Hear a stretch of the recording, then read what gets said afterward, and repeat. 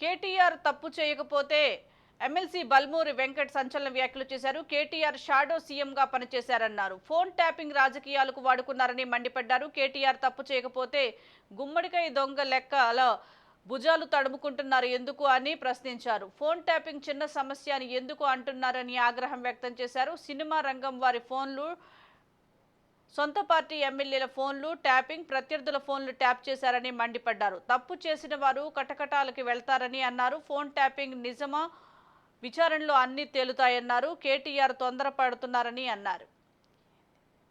జరిగినప్పుడు తానే ముఖ్యమంత్రి అని చెప్పి ఒక షాడో ముఖ్యమంత్రిగా ఏదైతే టెర్రరిస్టులు, నక్సలైట్లు సంబంధించి దేశానికి ఏదైతే భద్రతకి సంబంధించిన ఉపయోగించాల్సిన ఫోన్ ట్యాపింగ్ ని కూడా వారు వాడుకొని రాజకీయ లబ్ధి కోసము ఏదైతే సంబంధించి ప్రత్యర్థులని ఇబ్బంది పెట్టే ప్రయత్నం చేసిరని చెప్పి చాలా స్పష్టంగా ఏదైతే సంబంధించి ఎవిడెన్సెస్ కానీ జరుగుతున్న ఎంక్వైరీ ప్రకారం తెలుస్తుంది.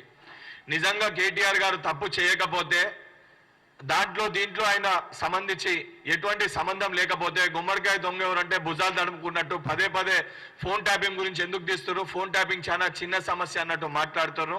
100% ఎవరు తప్పు చేసినా ఇది కేవలము కాంగ్రెస్ పార్టీ శ్రేణులో కాంగ్రెస్ పార్టీ నాయకుల ఫోన్ ట్యాపింగ్ చేసిరని చెప్పి ఈ కేసు సంబంధించి ఎంక్వైరీ జరుగుతలేదు.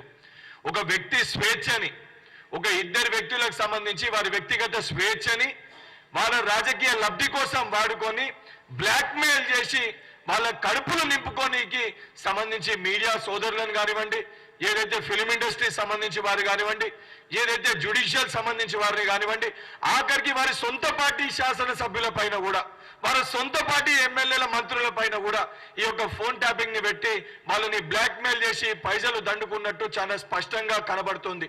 100% దీనికి పూర్తి బాధ్యుడు కల్వకుంట్ల తారక రామారావు గారు, తన్నీరు హరీష్ రావు గారు. తప్పనిసరిగా ఎవరైతే పాల్పడ్డారో తప్పనిసరిగా వీరికి కఠినంగా శిక్షించడం జరుగుతుంది. ఏ రకంగా న్యాయపరంగా చట్టపరంగా ఏదైతే శిక్ష అనుభవించాల్సి వస్తుందో, ఎన్ని మాటలు చేసినా సమయం వచ్చినప్పుడు వీళ్ళు కూడా ఏదైతే తప్పు చేసినా వారందరూ కూడా కటకటాల్లోకి వెళ్లాల్సిందే.